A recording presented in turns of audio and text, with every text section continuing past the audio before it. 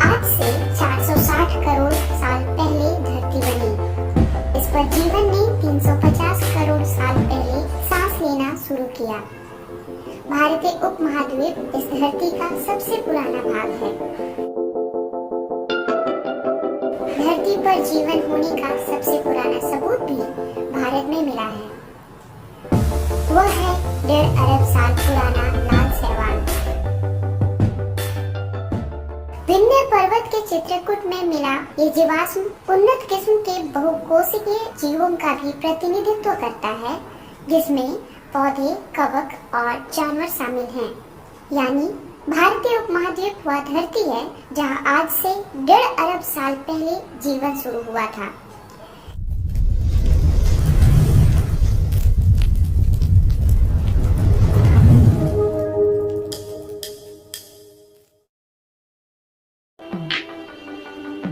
लेकिन यह माना जाता है कि इंसान की उत्पत्ति भारत में नहीं, अफ्रीका में हुई है, जहां से करीब 70 से 40 हजार साल पहले इंसान पूरी दुनिया में फैले।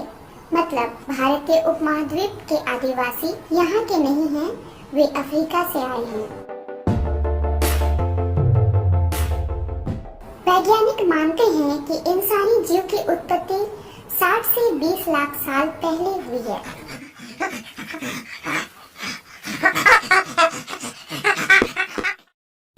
उस इंसानी जीव को आद्य मानव कहा जाता है। वह इंसान और लंगूर दोनों का मिला जुला रूप था।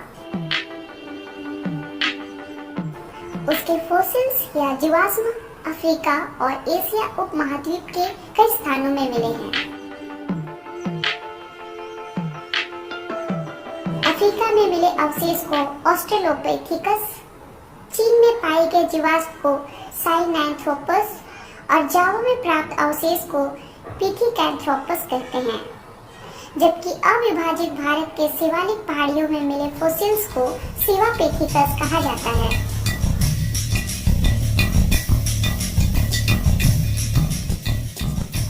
शिवापेथिकस लोग 55 से 15 लाख साल पहले भारतीय उपमहाद्वीप पर रहते थे, और वास्तविक इंसान होमो हाबिलिस माने जाते हैं, जो पूरी तरह से मनुष्य थे। मतलब उनका दिमाग बड़ा था। वे सब बहुत कुशलता से चलते फिरते दौड़ते और दोनों हाथों को काम में लेते थे। उनका समय 25 लाख से 20 लाख साल पहले है। उनके जीवाश्म अफ्रीका सहित एशिया उपमहाद्वीप के कई स्थानों में पाए गए हैं। होमो हाबिलिस पूर्व पाषाण काल के इंसान हैं, क्योंकि उन्होंने ही पत्थरों से औजार बनाए और उनका इस्तेमाल जीने के लिए किया। इंसानी प्रजाति का अगला स्वरूप होमो इरेक्टस है। ये लोग पहले से ज्यादा कुशल, निपुण और साहसी इंसान थे। इन्होंने ही आग की खोज की, कुल्हाड़ी जैसे औजार बनाए और दूर दूर की यात्राएं की। होमो इरेक्टस मानवों के अवशेष अफ्रीका के साथ साथ चीन, दक्षिण एशिया और दक्षिण पूर्व एशिया में पाए गए हैं। इनका समय 19 लाख से 5 लाख साल पहले था।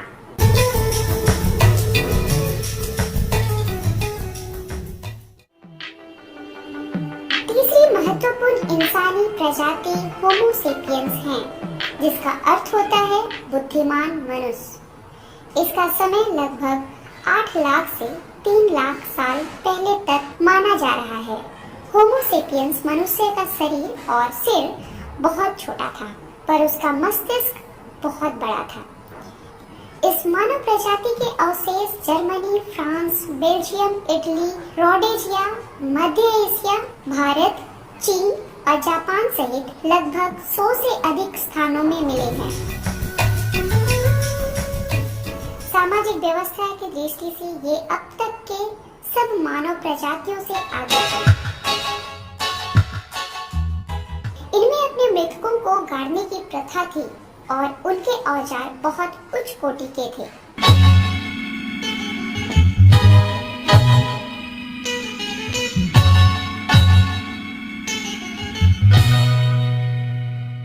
आधुनिक इंसान के सबसे नजदीकी पूर्वज होमो सेपियंस माने जाते हैं।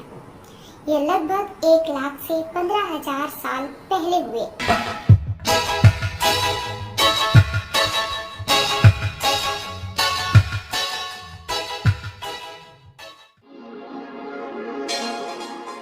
चूंकि सबसे ज्यादा इंसानी जीवाश्म अफ्रीका में मिले हैं, इसलिए यह मान लिया गया है कि इंसानों की उत्पत्ति वहीं हुई है। पर पिछले 100 सालों के दौरान भारत सहित एशिया के कई भागों में पूर्व इंसानी अवशेषों के मिलने से यह धारणा खंडित हो गई है। अगर हम सिर्फ भारतीय उपमहाद्वीप में मिले साक्ष्यों को ही देखें तो पाएंगे कि राजमहल झारखंड के जीवाश्म 14 करोड़ से 6 करोड़ साल पुराने हैं। 60 से 20 लाख साल पहले शिवालिक की पहाड़ियों में आद्य मानव सिवापेथिकस रहा करते थे। भारत के नर्मदा क्षेत्र के हथनोरा में मिली मादा मानव की खोपड़ी होमो इरेक्टस या होमो सेपियंस की मानी जा रही है। दोनों सूरत में यह कम से कम 5 से 3 लाख साल पुरानी है। दक्षिण भारत के चेन्नई के पास का अतिरंकम में मिले मानव अवशेष और औजार लगभग 3 लाख से 1,60,000 साल पुराने हैं। यहाँ मिली खोपड़ी एक 5 साल के बच्चे लेटेराइट बेबी की है। इसकी पहचान पुरातन होमो सेपियंस के रूप में की गई है। नर्मदा, दामोदर, राजमहल और गोदावरी कृष्णा में 3 लाख साल से लेकर 50,000 साल पहले तक के मानव जीवाश्म, जानवरों की हड्डियां, पत्थरों के औजार, गुफा आश्रय और शैल चित्र मिले हैं।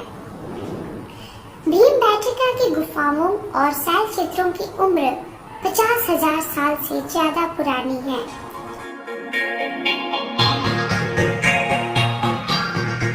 चीन, जावा और भारत में मिलने वाले इंसानी जीवाश्मों साइनैंथ्रोपस, पिथिकैंथ्रोपस और सिवापेथिकस से यह प्रमाणित होता है कि भारतीय उपमहाद्वीप के आदिवासी अफ्रीका से नहीं आए, वे यहीं जन्मे और विकसित हुए। इसलिए पुरातात्विक वैज्ञानिकों और इतिहासकारों का एक बड़ा वर्ग अब यह मानने लगा है कि भारतीय उपमहाद्वीप में ही इंसानी पूर्वजों का जन्म और विकास हुआ है और यहीं से वे अफ्रीका सहित पूरी दुनिया में गए हैं।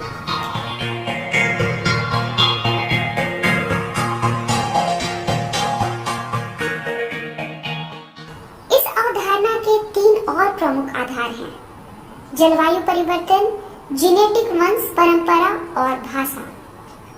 अधिक संभावना यह है कि मातृ डीएनए पूर्ण रूप से भारतीय है और जेनेटिक वंश परंपरा का haplogroup L0, L1, L2, L3, M और N सभी संभवतः भारत में विकसित हुए थे। जेनेटिक इतिहास बताता है कि मातृ डीएनए L0 और L1 वंश का प्रवास अफ्रीका में 1,30,000 साल पहले हुआ, जहां उन्होंने विलुप्त हो गए पूर्वजों के साथ मिलकर एक नई प्रजाति को जन्म दिया जो एक अलग नस्ल के रूप में विकसित हुए।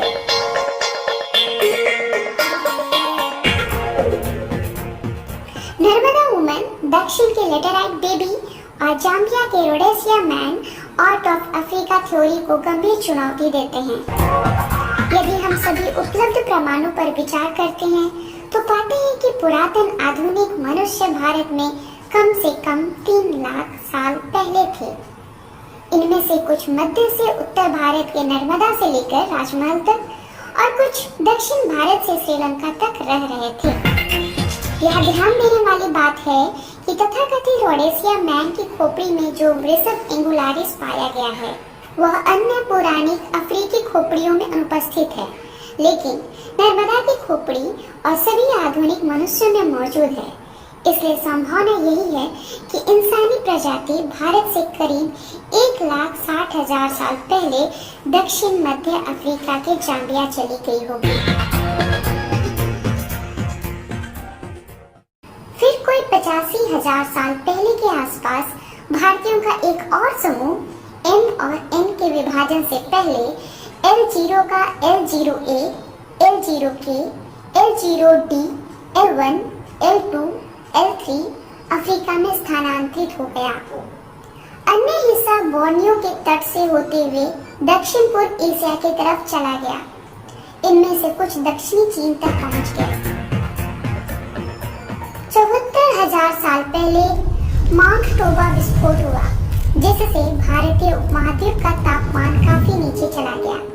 भयानक ठंड से हुए इस बड़े पर्यावरणीय बदलाव के कारण L0, L1, L2, L3 की भारत में मृत्यु हो गई, जबकि वे अफ्रीका में मौजूद हैं।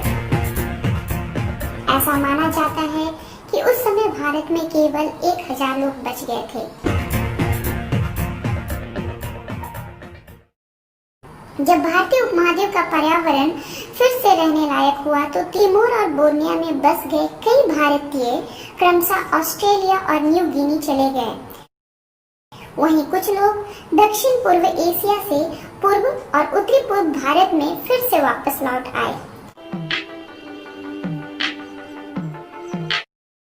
भारत के आदिवासी समुदाय, चाहे वे मुंडा, संथाल, खड़िया, उरांव, असुर, भील, गोंड या खासी हो, सभी का पैतृक जीन M9502A भी एक ही वंश परंपरा का है।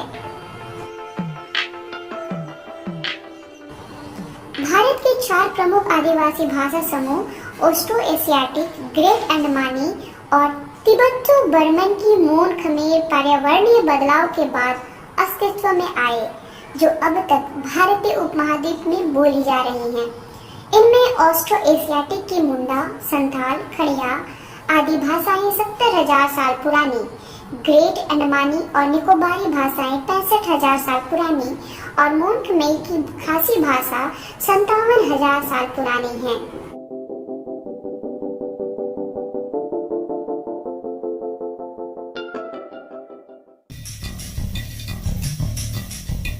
इन सभी पुरातात्विक तथ्यों और अनुसंधानों से यही सिद्ध होता है कि भारतीय उपमहाद्वीप ही इंसानी विकास का मूल केंद्र है। दक्षिण एशिया और संपूर्ण एशिया क्षेत्र में विभिन्न मानव प्रजातियों का अब तक होना भी इस तथ्य की पुष्टि करता है।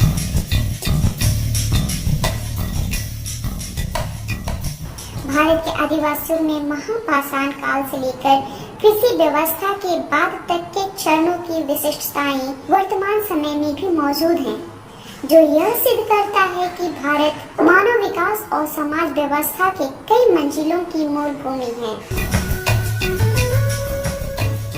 और इसमें कोई संदेह नहीं कि भारत के आदिवासियों का इतिहास इस धरती पर कम से कम 3 लाख साल पुराना है।